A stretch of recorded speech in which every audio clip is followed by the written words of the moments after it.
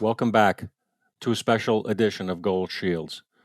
On today's show, we're going to be celebrating the 22nd anniversary of the World Trade Center attack and the events that occurred afterwards. This is a special episode in as much as Tom and I are going to be talking about our own experiences that day and in the weeks and months that came after and how it affected our lives permanently. Tom Smith, my partner in crime, how are you this morning? I'm doing great, Dan.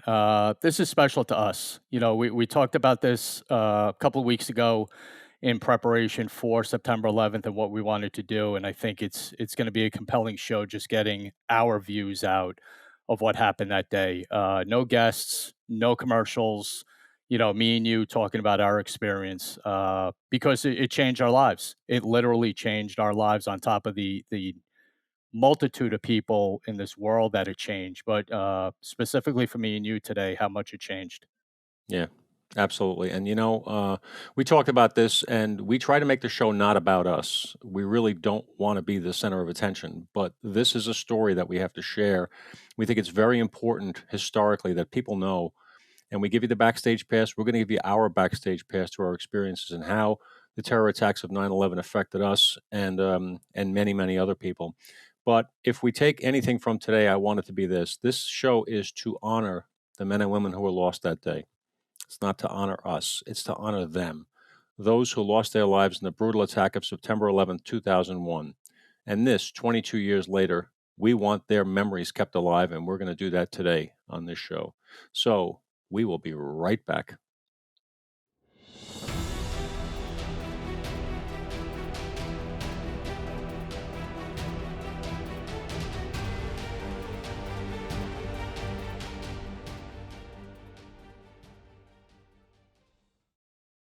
Hey, welcome back. Tom and I are here again today on a special episode, reliving and sharing our stories from 9/11 and the time afterwards. Very personal story to us, but we feel we have a responsibility to share it. Tom, when we talked about this, what came to your mind as some of the key points? I mean, we know the history, but what's some of the key points you wanted to share? I know we want to talk about the chronology of the day and then the weeks and months after, but what jumped out at you right away when you thought about we should do this episode?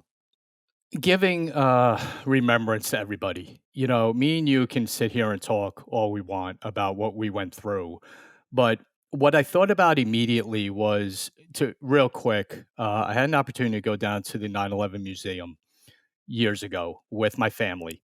And we were walking around, and Taylor at the time, my oldest daughter, was, I think, in the third grade at the time. So kind of grew up learning about it and whatever. And she was older, obviously, when we went to the museum. And while we were walking around, she kind of kept to herself a little bit walking around. And later on, I said to her, "Are you okay?" And she said, "You know what, Dad? I never knew how much happened that day other than just 2 planes hitting a building." She goes, "I had no idea what happened." And I actually thought of that when me and you talked about doing the show, that how many people don't know how much happened that day and the loss and, the years later of still feeling that loss. Not only family members, but, me and you, other cops, other first responders that had to go down there and 22 years later still feeling that emotion of that day. And that's what I thought of. And bringing that out, we promised people the backstage pass. Well, this is the ultimate backstage pass to the worst day, maybe in our careers that we had to deal with, and still feeling it today. So that's kind of what I wanted to get out of the show. Yeah, I couldn't agree with you more about many of the points that you just said. It is something that people watched it on the news. They saw the towers from a distance. Obviously, for safety and security purposes, we couldn't have people traipsing across the pile with cameras that much. Some people snuck in, but the real firsthand view, what it was like to be down there, wasn't known by a lot of people, most people, and we have both have our stories, but. So that day, September 11th, 2001, was my 39th birthday, and I had taken the day off. I had been assigned, I was a sergeant supervising a group of detectives in what's called the Technical Assistance Response Unit, or TARU, in the NYPD. which is kind of a quasi sort of in-house spy clandestine operation kind of unit. We did a variety of technical things in support of investigations, in support of hostage situations, wiretapping, all kinds of stuff like that. It was a fascinating place to work. Um, and I had taken a day off because I knew from previous experience, and Tom, you can attest to this, if you're in any sort of investigative capacity in the NYPD and you need to do something or want to do something after work that day that's important to you, you better take the day off, Yep. especially if your name is Murphy and Murphy's Law always applies to me. So invariably, something would have happened and I would have gotten stuck, and I had plans to do things for my birthday for the evening with my family, and it just, I decided to take the day. Well, that changed. And I, remember walking into our local gym and seeing on the television the first plane hitting, seeing that it had hit, and then deciding, oh, I got to go in. I don't know what happened here, but I know that my unit's involved, and I don't wait for a phone call with this. And I had been at 93. I remember the first attack, and that was my daughter's second birthday, and that got ruined to the extent. I mean, it's a small problem compared to those that lost their life and were traumatized from the first event, but it seemed something else was happening down there. Something else was brewing. It wasn't just what the initial reports were, which somebody behind the wheel of a Cessna maybe had a heart attack or something. It looked way too big for that. And Tom, where were you that morning? What do you remember about that? I was actually off. I was working in the 5-2 robbery squad, in the Bronx, and I was off, and I was actually in my car with my daughter, Nicolette at the time. She was only about 18 months old, and we were going to the store because my parents were actually gonna come up and have lunch with us that day, and I'm driving along, and I noticed on the radio that there was no music on the radio. I had it down low because I was probably talking to Nikki, and I noticed there was no music, and it was just people talking, so I turned it up, and they were talking to a woman down who witnessed what happened, and she's talking about a plane hitting the World Trade Center. So I was like, "Oh, wow," and the first thing I did, which many of us did, I looked out my windshield, and it was the most beautiful, clear day, and I looked up and went, "How'd they screw that up?" How'd that happen? And as I'm pulling into the parking lot of the store we were going to, the woman on the radio starts screaming on the radio. And I'm looking, going, what's going on? And she finally gets the words out that another plane hit the other building that she actually just watched happen. So I knew, all right, this is bad. Something's wrong. I do a U-turn in the parking lot, get on the phone with my partner Carlos, and he said, "Where are you?" I said, "I'm gonna pick the kids up. What's going on?" Because I wasn't home. I wasn't watching TV, and Carlos was. He's like, "The buildings are getting hit. We're under attack. Come pick me up." And he didn't live too far from me, so I got the kids together. My wife was actually on her way home from work, because she just left, and I picked Carlos up, and we went right down to Ground Zero. Uh, and by the time we got down there, the buildings had already collapsed. So you're listening to that on the radio, and it was just, you couldn't breathe. It all seemed fake. It all just seemed like a dream. But you're driving 100 miles an hour to get down there, having no idea what you're walking into or driving into. And then you're just hearing the reports on the radio. So then we got down there and saw what had happened. Yeah, I remember doing a 180 and turning around and leaving the gym, getting home, and throwing some stuff into a bag because I just had a feeling I might not be home tonight. And I was right. But took off, and I had a company car, so to speak, unmarked. Had a little cherry bulb light, threw it on top, and headed Yeah. down. And I was blowing lights and everything, just trying to get in because I wanted to be there. I knew my team had responded, and I worked with another sergeant, Johnny Asom, a great guy. But um, I knew they had responded, and I didn't want anybody to get hurt. I wanted to make sure that I was around. I just felt that leadership responsibility. I want to be with my team if they're going to be there. So I start making my way in, and you and I both lived in at the time in Orange County, which is a sizable ride. An hour, maybe 50 minutes if you're standing on the gas before you hit the city line even. And so I'm flying, I'm trying to get in, and then I trying to come over one of the bridges, and the bridge was shut down from the Bronx into Manhattan and Queens because there was bomb threats, right? Right. One of the ugly sides of the human experience is that people, the nuts, we'll call them, come out.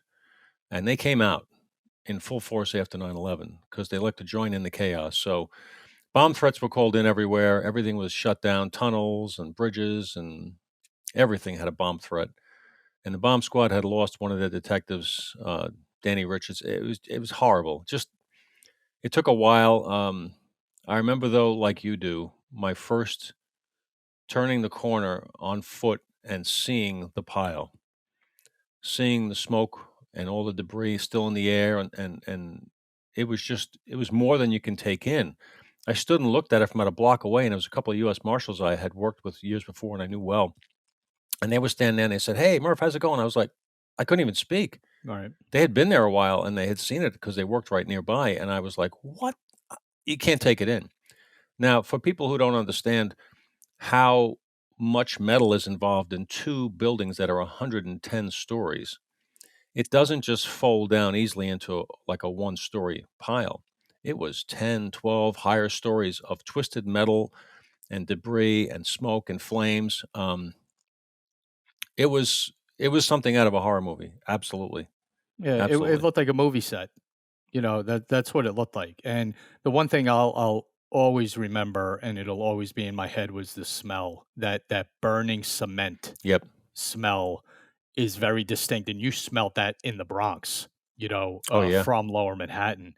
And the one thing I'll never forget, which the one thing that before we actually while we were going down there, and once we got down there, was watching military fighter jets flying around Manhattan. That's when you knew the world just changed. Right. Everything in the world just changed. When we have, military planes, banking at, Mach 2 around Manhattan, uh, all over the place was an eerie, eerie feeling Yeah. of what was gonna come, what the years, the months, date, whatever ahead, and what actually just happened. And like you said, the rumors were horrible. I mean, the bomb threats, and then you heard the rumors of, like, the entire 1st precinct was gone. Every member of the 1st precinct was dead, and, the numbers were, just coming out, and no one knew. They were people throwing stuff out there, and no one knew Right. for sure, s especially in the first couple hours, what the numbers were gonna be like. And Dan, you probably remember too, the beeping of the Scott packs Yeah. Yeah. were I mean, you have Eerie. a chaotic scene of everyone on the pile, and those pinging sounds echoed throughout that whole area, and that was heartbreaking because you knew what they were. Right. For those who don't know what a Scott's Air Pack is, it's an air device. It's actually a Scott's Air Pack, but it's connected to firefighters. They use them to go into scenes where fire and heat eat up the oxygen, and they need oxygen. But it has a safety device on it that when it's disengaged from your mouth and it's no longer working with the person that's holding it, it lets out a ping sound, and that's because if you've passed out or if you're hurt in the dark and in the smoke, hopefully someone can find you. So there were probably several hundred going off and the sounds echoing off the steel. And it was on top of all the other noise, it was a really eerie reminder of what we were walking on top of that pile. And I remember getting down there and my team, we were trying to figure out, exactly what to do, right? Your first reaction is jump on, grab things, pull things away, look for people. Try to get as high and far onto the pile as you can. There might be somebody lying up there. You don't know. Well, it wasn't that easy. The vast majority of people were deep underneath the pile. That's just how it worked. And so we were trying to figure out exactly what to do, how to use our equipment, what could we do. Eventually, we started fashioning microphones and cameras onto these long, adjustable kind of pieces of stick that we was dropping down into void areas. So we're going under the pile as much as possible into a void area to drop this stuff down, so we could hear or see anybody that might still be alive. So if you watch, documentary by the two French brothers that were working with the firehouse, and they caught amazing footage. These two guys, they at various times in their footage, you'll see from the pile people screaming, "Shut up, quiet, quiet." That was my unit thinking we had something, just asking for a second so we could hear it, because the guys were sitting with the stuff on like this, and there was so much noise down below. Now there's broken open pipes with water running. There's the Scott's air packs. There's the murmurs of everything. The fire itself was burning at 12 to 1500 degrees. I want to say conservatively, jet fuel burns very, very high. Give you an example of how hot that is. Gold melts at about 480 degrees. So this was hot steel. Um, it was just a nightmarish atmosphere and environment to be in. But the frantic thing was, find people. Just try to find people. And what do you do when thousands of cops and firefighters and well-intentioned first responders of all sort, volunteer, whatever, come down and want to do something? Who's in charge? What's the Right. playbook, right? There wasn't. I mean, as prepared as the NYPD is usually for every event, be it New Year's Eve, St. Patrick's Day, whatever it may be, which the NYPD does so well, and they do, not just because we were part of it, but they do. They're experts at it. This, no one knew what to do. This was not in a playbook. This was not a plan. This was not a, hey, what if this happens? How are we responding? No one knew what to do. I mean, I remember being Yeah, down there. I was down there the 11th, like you, and then the 12th, and it was just a free for all. It was just, okay, hey, grab a section, help someone out, either the bucket brigade that you saw with, lines of guys and girls just handing buckets of debris to each other to get rid of it. And when you see that, and then you look around at the mass area, you're like, "What are we doing?" yeah, It was so demoralizing. You knew you still had to do it, but it was such a demoralizing feeling because of the size of it. yeah, And you kinda look around for a second, go, how are we ever doing this?" yeah, Because it's very hard to explain, to people who weren't there, but what it was like, and like you said, Dan, I remember there were beams you couldn't walk on because they were too hot, and your boots were melting. The soles of your boots were sticking to these steel beams you were trying to walk across, and right, you sure couldn't put your hand on it, so you'd right. get off that and try to find another spot and, do the best you could with finding a void, what you were talking about, putting your equipment down there and getting a flashlight and looking and it was rough. That was a tough day for You sure. know, you're working on adrenaline, right? Because being first responders and being people who are used to responding to crazy situations, you go and you do something, right? You don't just stand there and go, "I don't know, I'm waiting for a boss to tell me what to do." We all figured something out to do, and the Right. bucket brigades formed, and that was a good thing because it was doing something and it was moving some stuff off. Yes, it was not as effective as it could have been because we didn't have the heavy equipment down there yet, but it was something to do positive to get moving, and we had to do something. Um, there was uh, there was a lot of confusion and a lot of chaos up on top of the pile and under the pile because of the smoke, because of the heat, and it took a while for us to get lighting up there. I remember being there that night into the next day. Um, there was just a lot of effort to we scrambled and got some very thin paper painter's masks. I remember them, and they were almost useless, but there was a lot of rumors going around that the planes were packed with biological weapons and we're all going to Right. die, and there was all kinds of there's a nuclear weapon, and we're all going to all kinds of stuff. But a couple of things I remember very clearly. Before I didn't go home from the pile till Thursday morning. This happened to Tuesday. I didn't go home. I went to a hotel to get some sleep because hotels were opening up for us, which was one of the very nice things that was happening for us in New York City at the time. But on top of the pile, uh, probably the night of, I don't know if it's 11th to 12th, I don't remember. I'm sweating. It's hot. I'm wearing a golf shirt from my unit. And all of a sudden, a hand grabs me out of the dark, and I'm like, what? Who are you? It's a doctor in full scrubs.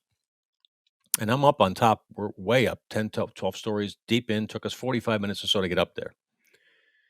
And he says, I'll stitch you. And I said, stitch what? and apparently had a cut on my right arm from the wrist down to the elbow from exposed rebar, and I didn't even notice it.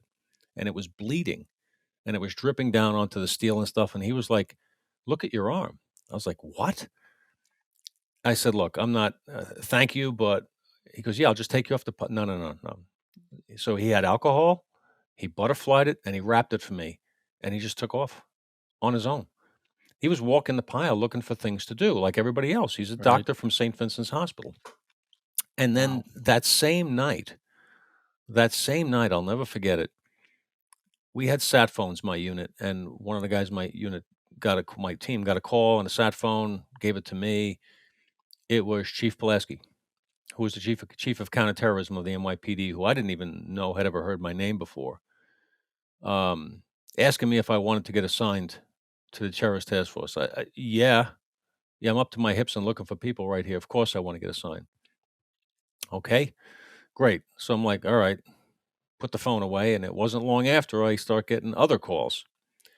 It turns out that there was a woman, and this made the news at the time, and I had to deal with it. This woman was a nurse, and she went to St. Vincent's Hospital dressed in her nurse garb and took her cell phone and went running out through the emergency room entrance out to the street to the cops waiting. Now, St. Vincent's was the main receiving hospital in Greenwich Village for anybody who was injured and still alive, right? And they were not busy because everybody was dead, right? It was like nobody going there. So there's all these doctors, all these cops standing around. She comes running up with a phone saying, "My husband is a Port Authority cop. He's under the pile. He just called me." With that, right? Now the race is on. Everybody's like, "Oh, okay." They put her in a car. I get called. I'm like, "All right, let's go to the Verizon building. It's a Verizon cell phone. Let's work on with them on triangulating on the signal, see if we could find where he is." I've got hundreds of people with equipment waiting to hit a specific area if we can pinpoint it. Now, the World Trade Center complex is 16 acres, so it's a big enough area you can quadrant it out a bit. We bring her back there, start talking to her, and actually, one of the detectives who I worked with years before, John Scazia, if he's listening to this, you remember this moment well, Scaz, I know you do. He was very, very good investigatively, very good with phones and taps and stuff, and he is talking and spending time with her, and I said, "Just hang with her, I gotta talk to the Verizon guys." He grabs me, he goes, "Murph, is something wrong with her?" I said, "What do you mean there's something wrong with her? Her husband's under the pile." "No, no, no, something's just not right." Now, she was lucid, she came across as but he picked up on something. Well, he takes her to the bathroom, she bolts out of the building and goes home to West New York, New Jersey, and she's in her apartment. I'm looking for her. Where the heck is this woman? We got all these people ready to start digging. We got Verizon ready to start looking for a signal. Uh, she's home. I call her cell phone. She picks up like we just had lunch. "Hey, how you doing?" I said, "Where are you?" "Oh, I'm home." "You're home." Okay. Meanwhile, this is going on. I'm being told, "Keep her on the phone. We're getting an arrest warrant. We just found out her husband is alive and well, and they're separated, and she's crazy." Wow. So we spent hours off the pile, diverted attention from hundreds of people who were ready and willing to dive in headfirst to any area where that signal might have been found on her word. And I'll never forget it because the next day, I was on the phone. I kept her on the phone. I was talking baseball, cooking, anything to keep her on the phone. And it was really quick because that warrant got sent over to Jersey. The Jersey cops knocked on her door. I'm on the phone with her and I hear, she Wow. goes, "Oh, hold on. I got to get the door." I said, "Go get it. I know who it is." She Wow. goes and gets it. And I hear, "You're under arrest." They locked her up. The next day, the mayor and the police commissioner, Mayor Giuliani, police commissioner Bernie Kerik, had a press conference and they said to the public, "Don't do this to us. Don't. We don't have the time or the people. Knock it off."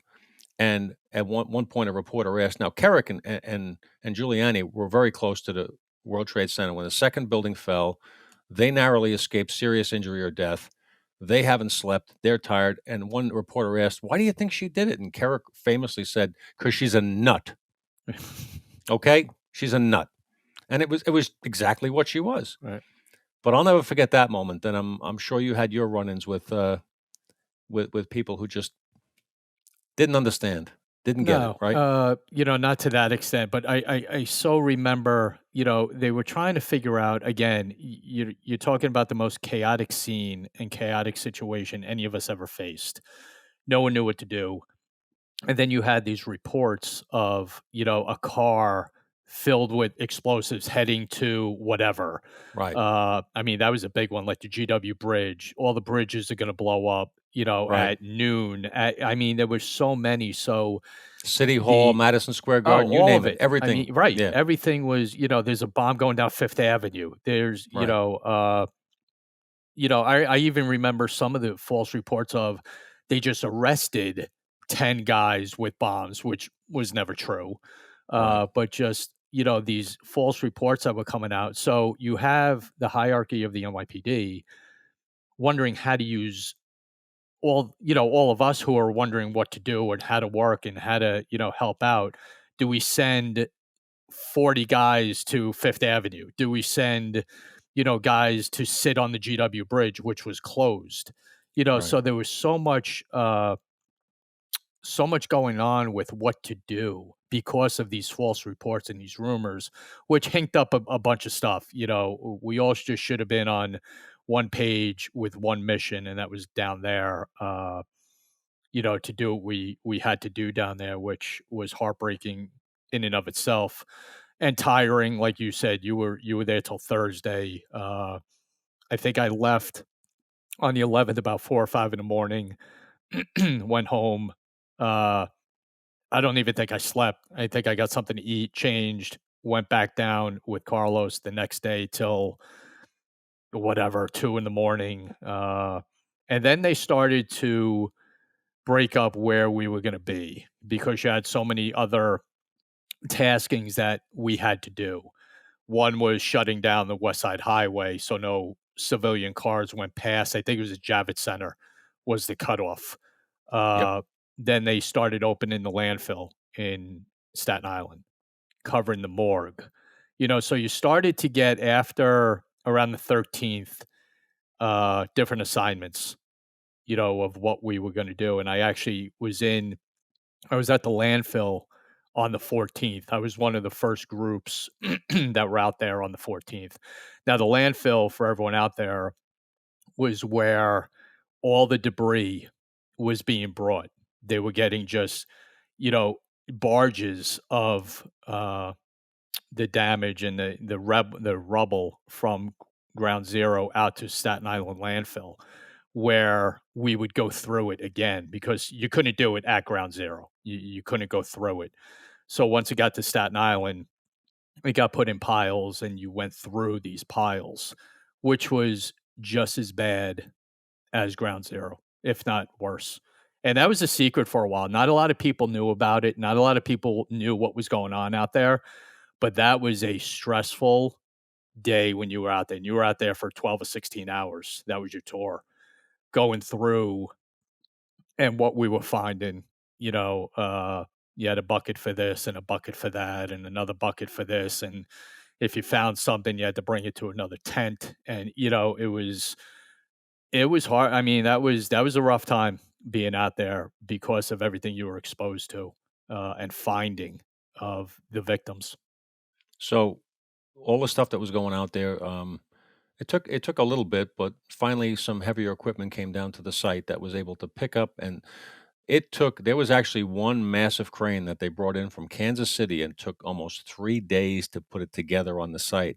It was the strongest one that they could get that could pick up because this metal, those I-beams are heavy, they're tons, and multiple of them, just some of the, stuff was being lifted up by the back. It wasn't strong enough to pick it up. But you talk about the buckets, the bucket brigade, there was a delineation, there was a breakdown. There was white buckets and there was orange buckets, and the orange buckets were from Home Depot, and they both had a different purpose. And one was general debris and crap, and the other was body parts or Mhm. individual personal Yep, property, like a wallet or something. yep. Um, and that was making its way to the morgue, basically. And the detectives that worked at the morgue had a very difficult task dealing with families, trying to get DNA samples from family members, asking family members to come in and help identify remains or personal items. That was a tough, draining job. So, being at the pile, seeing all these different people coming from all these different agencies who meant well, um, we eventually figured it out. My unit, I went to working 4 at night to 4 in the morning.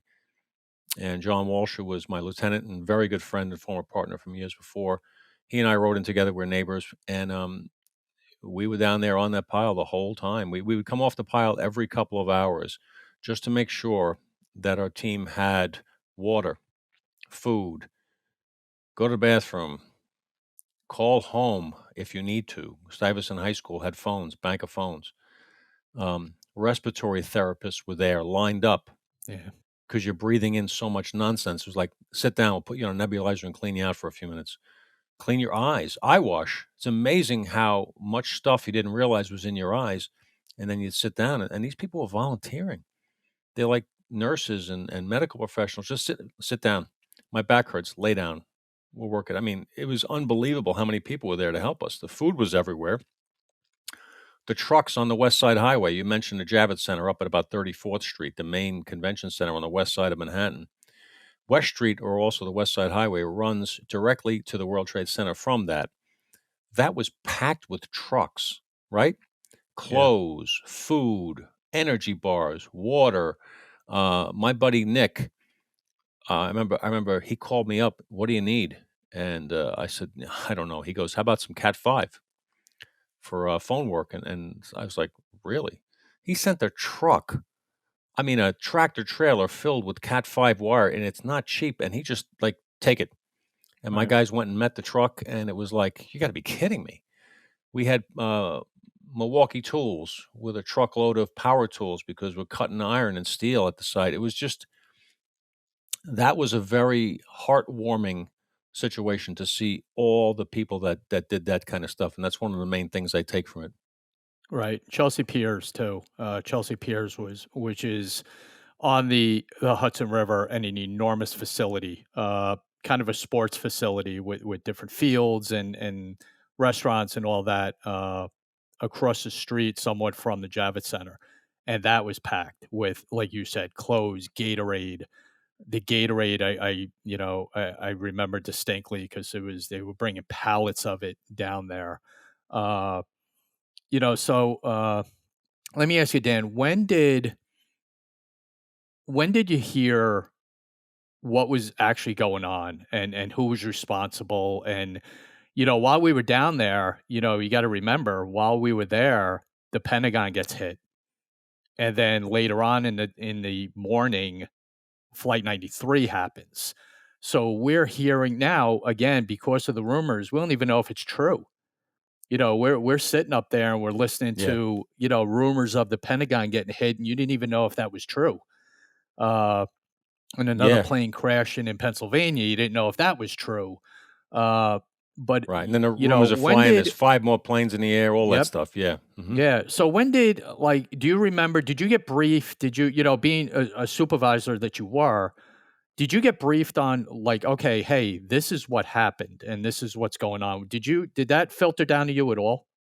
Not immediately, it was a while. Actually, we got our stuff from the news, from rumors, it really was. I remember it was probably 48 hours maybe into it, and, people were writing stuff in the dirt that had caked onto the walls of what was left of certain buildings, right? Fire department, remember, putting names on it and stuff like that. And I remember somebody had like Osama bin Laden is, wanted dead or alive. And I was like, what's Osama bin Laden? Right, Because right, we weren't watching the rest of the world is watching the TV, getting the updates from the White House and from everybody. And we're down there. We don't know. right, We don't know what's going on. We got to rely on when you get off, and you have an hour or a half an hour, you want to go home and see your kids and reassure them that you're okay. You want to say hi to your wife. You want to do all that stuff. But at some point, you catch up. And after a couple of days, it's like, oh, that's what's really going on. I heard a lot of stuff, but that's okay. And even then, we don't know how accurate the news reports were. But it seemed pretty quick the government knew who it was, which kind of always impressed upon me that somebody dropped the yeah, ball or, yeah, we're not going to go yeah, into that on this call. right. But um, it's a great question. It was, rumor central down there, and when you're tired, and when you're drained and when you're doing gruesome work, and it was gruesome work. It went from rescue to recovery after a couple of days. Right. Um, and the only people I recall that were pulled out alive were Will Jimeno and John McLaughlin from the Port Authority Police. And that was 30 something hours after the collapse. But other than that, we were just not finding anything. But I will say, I was pretty proud of the way the recoveries of the bodies were done. Draping a flag over the carrying, whatever you call that, um, the gurney, so to speak, Mhm. and bringing it out with ceremony and saluting. And then NYPD, we lost 23 members, 15 from the emergency services unit, and any remains of NYPD were brought to the morgue with a great deal of, I won't say fanfare, but respect. It was a respectable Honor. ceremonial. Yeah. So I will give that. And please, anybody listening, don't think that Tom and I, for a second, think that anybody's life meant more than anybody's down there. We talk because we knew some of the cops, we knew some of the firefighters, we grew up with these people. Um, but I knew civilians that were killed. Yeah, me Every too. life that was lost that day was just as valuable, and finding anyone was our goal. Our goal to go to work every day was to try to give some family member some, I hate to say it, some piece of their loved one to bury. Right. And that's And that's what true. was yeah, and that's what was tough about it because when you were down there, you were kinda cut off from everything. So, I actually didn't hear there was a very good friend of mine from high school, Brian Novotny, who died in one of the towers. I didn't find out that Brian had died for a week or 2 later, and the circumstances of what happened to him were, trying to get to the roof, and it was really heartbreaking, but because of being down there and there was no cell service, because the tower everything was shot from, the collapse, the cell towers that were working, so the cell phones were very, very limited. So you were cut off, from any communication from anyone. So, like you said, Dan, you didn't get an update of what was going on until, like, you got home and you had 5 minutes to look at the TV, or Yeah. you got back to the precinct to take a shower or change your clothes or whatever, and then you heard, what else was going on that day, and, uh, then you got to I remember a couple of days later is when you start seeing all the images, of the uh videotapes of what was captured by civilians of the planes hitting the buildings and the horror show of people having to make that decision 110 stories up in the air whether to, burn or jump. Uh, and I don't say that with any, it's just the facts. That's just what it was. And it was one of the most horrific scenes, I think, of that day of watching that and being helpless, uh, that you couldn't do anything about it. No one could do anything about it. I mean, aviation gave it their best shot that they could have humanly done to try to figure something out to get on the roof and to, do something, but it was so impossible to do. It And was too those unstable. images, yeah, They were told not to land. It was too unstable. I mean, right, there's no point in adding extra deaths. And really, I hate to say, talk about a terrible decision, though. Have to right, make that, right? right. The cables that were up there, not knowing what was going to happen to the buildings, whether they were going to stay or whether they were going to fall, so that was up there. But I remember it hitting a different level of emotions a couple of days later when you started to see all the images, uh, of that day that we weren't privy to because we were down there. You know, yeah, you're right. You had to step back a little bit. When you're in the middle of it, you're just task oriented. What am I doing? What do I have to do? And I went kind of numb. I mean, I distinctly remember feeling a numb feeling, and just like all right, let's just do the job. Let's try to keep as clinical about this as possible. Um, in the middle of the worst situation you could ever imagine being in as a member of law enforcement or even a civilian. But when people were jumping off the buildings, when they had to make that horrific decision, which was the method by which they were going to go meet their maker, watching that is heartbreaking.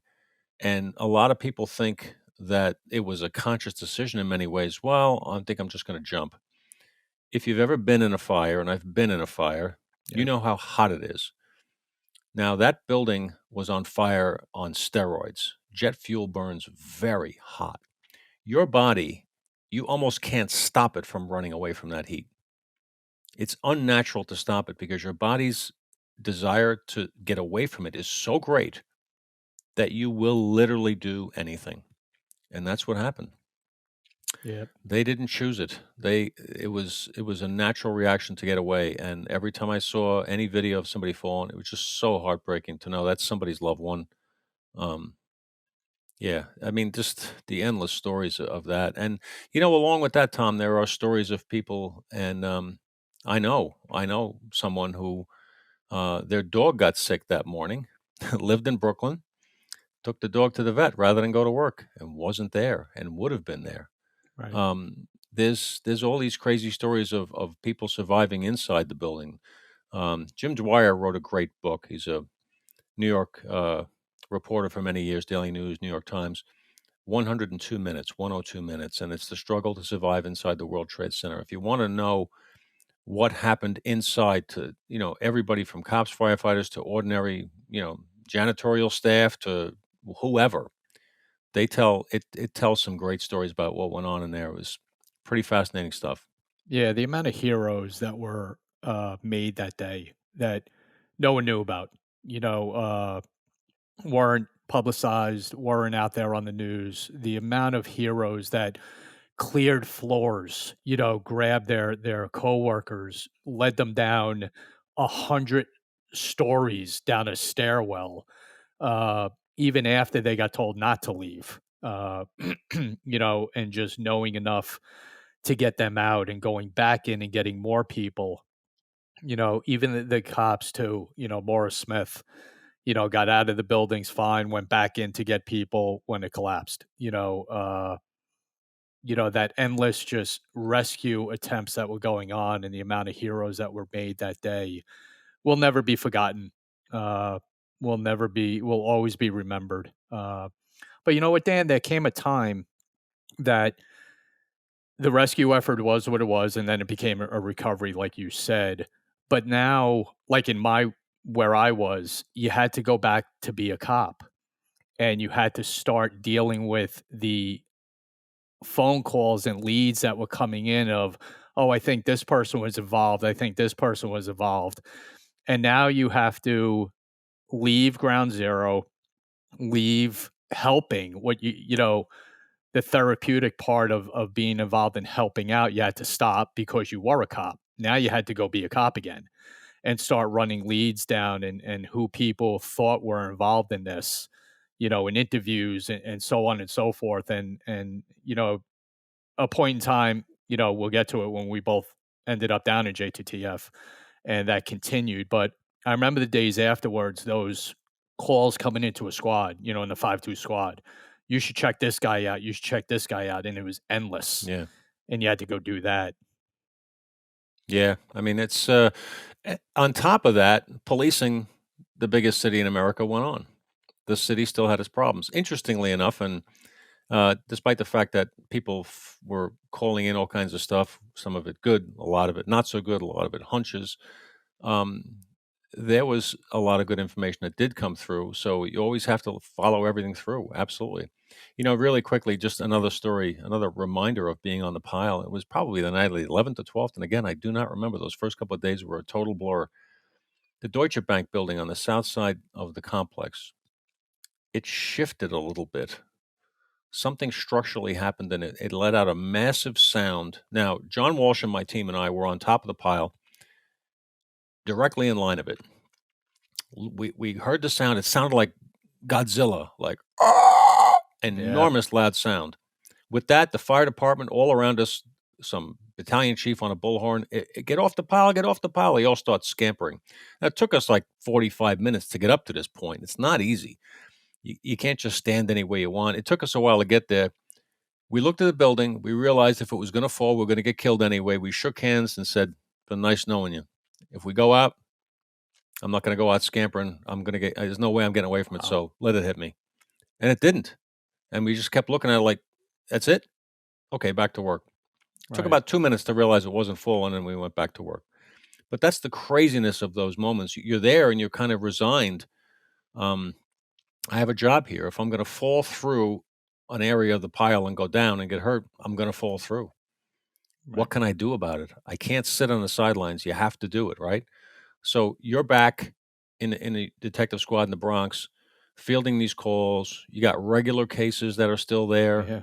and that are coming in. We're doing our thing. We're down there every day, every night, both shifts we had. And then I remember, I'll never forget, 2 months later, almost to the day, being down there, and it was the day tour, and I was working a day tour for some reason there. And all of a sudden, I hear over citywide radio about a plane crash in Queens. American Flight 587 took off from JFK Airport bound for the Dominican Republic, and something happened with the wake of the plane in front of them, or some imbalance happened to the plane and it was going down. The pilots knew it. They dumped all their fuel into the water, and the plane went nose down in Rockaway, Queens, an area that has quite a few cop, firefighter, etc. Families living in, always has. I remember hearing it. What's the first thing you think? We're under attack again. It's another Yep. plane. Oh, yeah. Somebody brought it down in Rockaway, but it's another plane. So we jump in the car, a bunch of us. We head out there. And later, my lieutenant got pissed at me for doing this, but I was like, You go where stuff is happening." We were standing down there at 2 months watching the construction workers and iron workers, who, by the way, did an incredible job. 12 Oh my hours a day, god. 7 days a week for months and months. Not a complaint out of them. Moving stuff. They just respectful of remains. I have nothing but respect for those guys and girls. But we make our way out there, and that was horrific. Flight 587's crash was horrific because, unlike being buried under the pile, these bodies were burning right on top of the ground, looking at us. And I'm not trying to be gross, but I'm just not going to pull punches. Human beings, when they're in plane crashes, the extremities tend to separate and be blown off by force from the torsos. So it was 265 human beings, souls, either on fire or just been put out, broken up in pieces all over the place in this very small confined area. And it was horrible. I remember at one point during the day being tasked to work with the Federal Aviation Association, FAA guys, to help locate the second black box, which is actually orange. And my unit had a ping locator, and we were working with Scuba and them. And I remember I was standing on the rear stabilizer bar of the plane, standing on it like you see it up in the car. I was standing on it for hours, and we're watering down these areas and moving stuff. And at one point, I don't want to offend anybody, but the remains of a small child came up, and it was the guy from Scuba that was standing next to me instantly became ill, and I grabbed him and I pulled him off because to me it just felt wrong. Not on the baby. No, it for some reason it was just I grabbed him, I pulled him aside, and the poor guy was just heaving up. He must have had a small one at home or something, but it was gruesome, gruesome work. And this is on top of just we just spent the last 2 months looking for remains, and we're still doing it. And now I'm out here at this.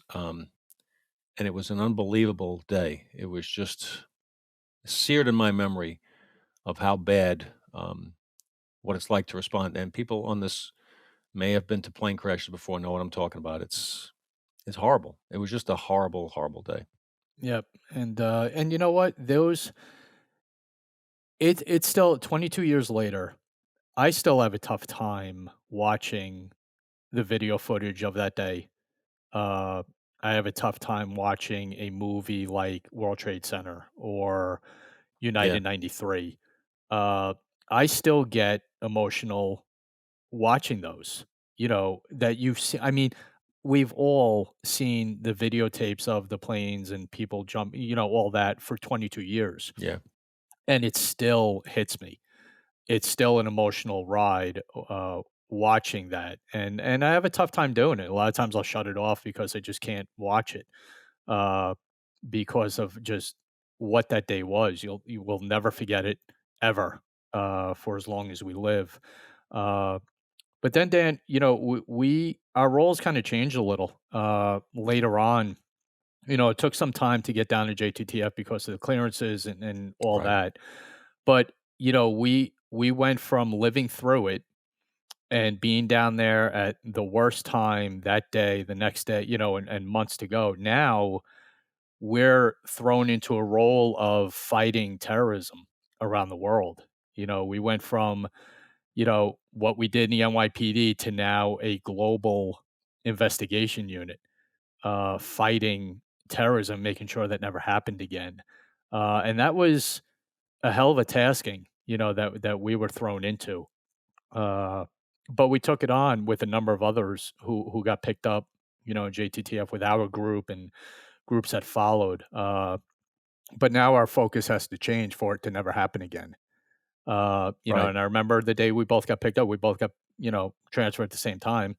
And luckily for me, ended up on Danny's team, in JTTF. Well, So we I worked. did everything I could do to not make that happen. Let me tell you.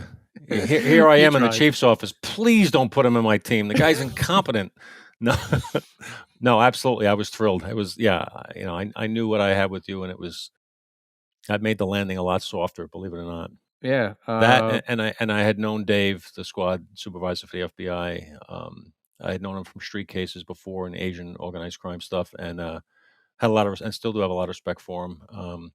But you're right. It was an opportunity to go do something about it and be part of the answer. And if I take anything away from that, well, first of all, we beefed up like crazy. The Joint Terrorism Task Force in New York City, despite the fact that there have been, the 93 attacks, a number of other things that happened, was still a relatively small unit. Very. It was Yeah. not a big unit at all. Well, overnight, it grew. I don't know how many hundreds of percents. It just went crazy, and a lot of us went there, and there's a lot of confusion at first, and a lot of clearance issues, and all that other stuff. But it really is an interesting apparatus that the U.S. government has, and you got to get a glimpse into it. Tom, you much more than I, as to the level of professionalism and dedication, the tools and techniques and tactics that are used around the world by incredible people to keep us from never having that happen again. And people don't know it because they can't know it. Unless you're Right. in that world, you can't see it, you can't experience it. And I only got a little bit of it. You got a lot longer of it. But wow, there's a lot of great people protecting us. So we have reason to be grateful for that as Americans. Oh yeah. You got to experience the best of the best, to use the line, but it's true. And no matter whether you were in New York, you were in Pennsylvania, you were in California, you were on the other side of the world in Europe, that day hit you, and no one wanted it to happen again on any scale anywhere in the world. So everyone fought and worked together so well, to make sure it didn't happen again. The information sharing dramatically changed with government agencies after 9/11. Uh, Before 9/11, there were certain agencies who kept their own secrets, who kept stuff from each other, and whatever. That's a different show. But that dramatically changed because it was necessary to start sharing stuff to make sure this didn't happen again, and we were part of that. And it was an honor to be there, for the length of time I was. Uh, but one of the things, Dan, that we got out of JTTF, especially in the beginning, was now we're in the investigation still of 9/11. So we started to get really what was going on and what happened and who was involved, and the just complex part of the plan and who was involved. It was just eye-opening, and what an experience to be involved with that as a cop, uh, to be at that level of an investigation of looking into 9/11. Hmm. Yeah. Yeah. All of a sudden, we were able to read reports that shed light on it that, we we can still never share. Once you have a clearance and you have access to that stuff for the rest of your life, you're supposed to keep your mouth shut, and that's what we do. But it was interesting. Some of the Yeah. things I learned while I was there were fascinating to me. And you lived it out a lot longer than I did. But 9/11 absolutely changed our life. I think it's a day America's bubble burst. We had had some stuff. We had 93 attacks. It was looked at as like, oh, somebody blew up a truck underneath between the 2 buildings, and 6 people died, and a bunch of people got smoke in their face. It's terrible, but it was cleaned up quickly. It was cleaned up reasonably quickly, and the average person who wasn't there thinks, "Oh, it was horrible," but they forget about it. We have a short memory in America. Our enemies do not. They have Right. a thousand-year plan. We have a "what am I doing for dinner" approach. So it burst the bubble, and it forced us as a country to come together in many ways, and that was one of the real benefits of it. Now, I will never forget as we drove down to the pile every day from our unit getting new batteries and all of this stuff. We drove down there, all the people that were clapping and then the people holding up the signs, "Have you seen my brother, husband, father, wife?" Breaking your heart. Just Yeah. heartbreaking people holding on to hope that somehow maybe they're in a hospital unidentified. Maybe they walked away and they're, have amnesia. Any scenario you can imagine went through their heads, and it was heartbreaking to watch them with those losses. And there's many images of the posters that they put up, information missing, lost, help me find, all that stuff. And you know, I What can't was the imagine the church? pain I went through. They went What through. was the church? Trinity downtown near Wall Street that had the fence with all the pictures on it. I think it was Right. Trinity. I may be wrong, but I think it is. Uh, I mean, those images of just people putting pictures up. I mean, Yeah. again, you couldn't escape the heartbreak of it. You couldn't get away from it, and it just consumed you. But we still had a job to do. So as much as it consumed you, you had to put it to the side, which was difficult to do. But we had to because of just what we were involved in. And again, it's something we'll never forget ever, as long as we live. And again, like we said earlier, Dan, the amount of heroes that were there that day of running into those buildings and getting people and pulling them out and going back in, uh, that's one of the good things of that day, the amount of heroes that came, uh, that showed themselves and what the human spirit is all about. Yep. The human spirit has depths that we don't touch on a regular basis, and people have abilities that they don't tap into on a regular basis that can and often do come out in crazy, crazy situations like that. Um, there was every kind of reaction to it. There was people who froze. There was people who stepped up. People who felt some form of higher power working through them. You name it, it happened that day. And in the days and weeks that followed, the commitment of the people who were volunteering was one that I never missed. Right.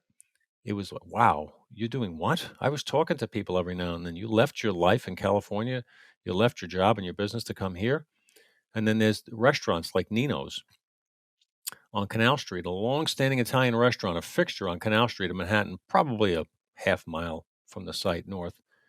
They opened up 24/7 for first responders. If you came in looking like one and you couldn't fake the look, if you came in looking and smelling like you were there, and you mentioned the smell before time, which is one that I think if it ever hits my nose again, I'll be brought right back to it because it was a unique smell of burning jet fuel, computer equipment, human bodies, building Cement. equipment, cement, Yeah. all manner of chemical stuff. And it formed I'd never smelled anything like it before or since. Right. It was unique. And that was on you and in your clothes. So I had jeans, I had all kinds of stuff. Throw them out. You can't clean like if you're rolling around and you're really getting that stuff on you, you don't want to put it in your washing machine because you don't know what's in it. And So we I had mean, no idea what was in it. right? I mean, the government telling us the air was clear, which it wasn't. Right. And the thing that ticked me off about that was we would have been there anyway. You Right. didn't even have to come out and say that. Right. I'd rather you'd say nothing and say we don't know Right. because Well, we that wouldn't was have. Who was going to leave? You know right, what I mean? and that was the landfill. The landfill was I Yeah, remember when I was out there on the 14th, like I mentioned before, I had a baseball hat on, a t-shirt, and if you thought about grabbing, like, a bandana just to put around your face, you did. If you didn't have one. And I yeah. remember, like, eating lunch on a bench next to one of those enormous piles of stuff that was just taken from ground zero. Then I came back a couple of days later and everyone's dressed up like they're going to the moon. And we Yeah, went, yeah, What happened? Like, what's going on?" "Oh, the air." And you're like, "All right, what about the last week?" yeah, When we were down here, and it got dismissed and things happened with that. But, that was a holy crap, moment also of now your fear, not fear, but your thought is, all right, what am I inhaling? What's on my right. skin? What's, all over me? And those results, unfortunately for many, came back to haunt them years later with what tragically happened to first responders that were down there. And those Yeah. numbers are just earth shattering and mind blowing and heartbreaking. And they grow all the time. And Yep. I know you know people, and I know people who've already passed away from 9/11 cancers, and I know those who are struggling with it right now. And I've been lucky to date. Yeah, me too. It's 22 years today, and I'm lucky. Yep. Um, and I just hope the luck continues. But Yes, sir. the damage continues. The damage continues. Let's put it that way. Yep. Um, well, what else is there to say? We both were lucky in that we weren't there when the towers were hit or when they fell. We were part of the cleanup, and then we tried to use our talents to be part of America's answer to what Right. happened. We were fortunate enough to be given that opportunity. But I just want to say a final message before I let you have your final talk, which is this: we're very blessed in America. Despite the imperfections of our government and imperfections of the people that are in charge, and some of our agencies that occasionally go left or right and wayward and whatever, this is the best country in the world, and I visited a bunch. We have the best freedoms. We have the best law enforcement and military. We have the best standard of living, and we have a heart. And that heart is bigger than shows on a regular basis because it showed itself after 9/11. And I specifically remember being moved to tears by some of the responses of regular people to what we were doing. The appreciation, the heartfelt thank you. Going into Stuyvesant High School and sitting down to take a break, and on the table in front of you was mounds of cakes and cookies and pies and cards. Mrs. Smith's third grade class in Topeka, Kansas loves you. I mean, America has a great heart. Let's not lose that. Let's not forget it. I hope we don't need another tragedy for it to rise its head and become more prevalent. But let's learn lessons from this. Life is valuable. Everybody next to you, left and right, is valuable. Everybody matters. Um, let's be good to each other. I'll leave it with that.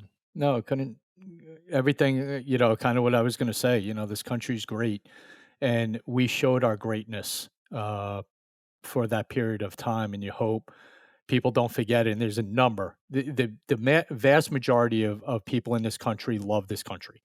That small percentage of people who badmouth the country and the cops and the military is very, very small.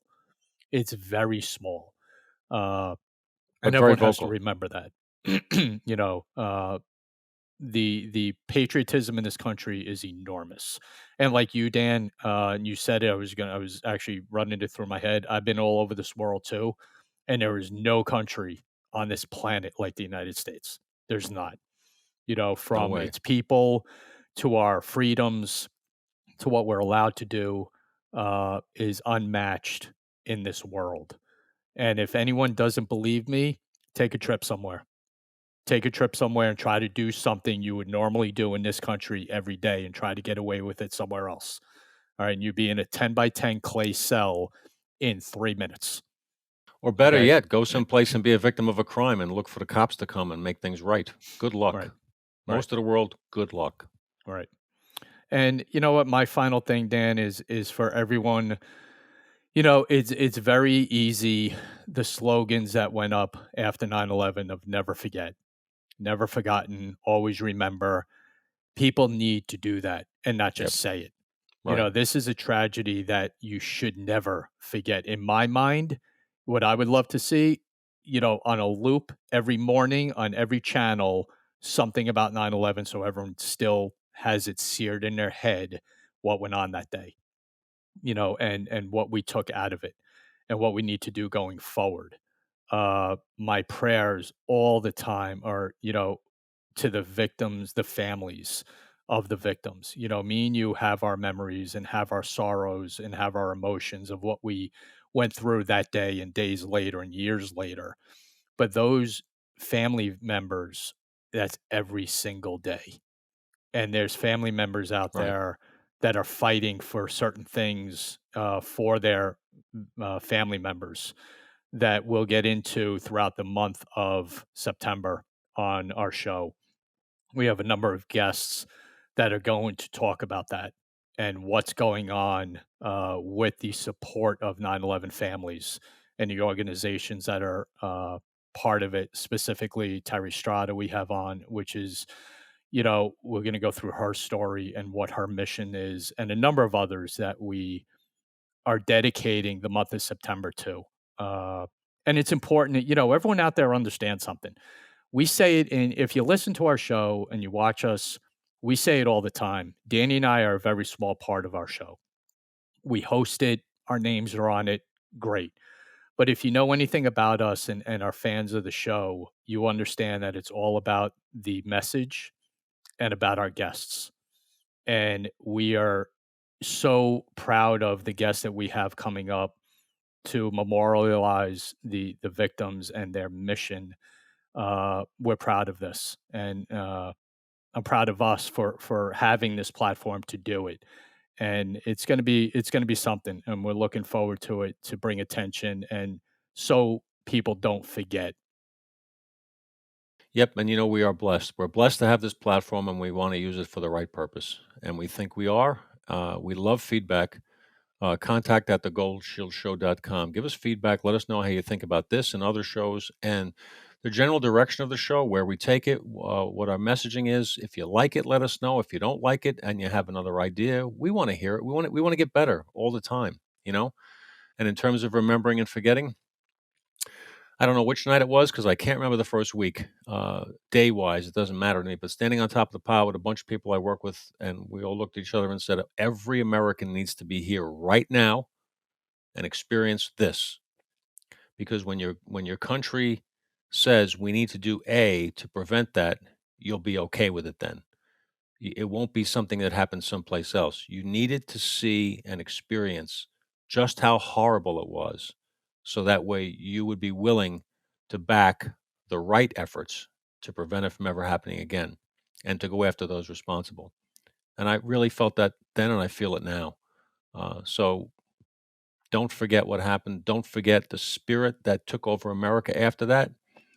And let's not make it only after a catastrophe. Amen. All right. Amen. I think we did what we wanted to, Dan, with this show. It was about the stories. It was about survivors and what went on that day. And I'm glad we got to do this. I'm glad we have the platform to do it.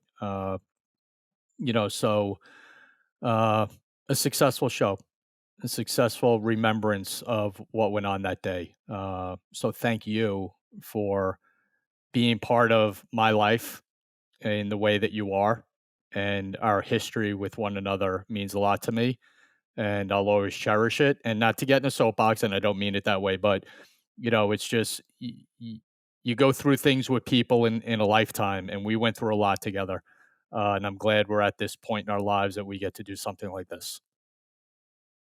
Well said, Tom. I feel the same way. We're absolutely blessed, and I'm blessed to have you as a good friend in my life. And thanks for sharing your story today. And to everyone out there, we say stay safe and direct your prayers, especially today on this Memorial Day of the event 22 years ago.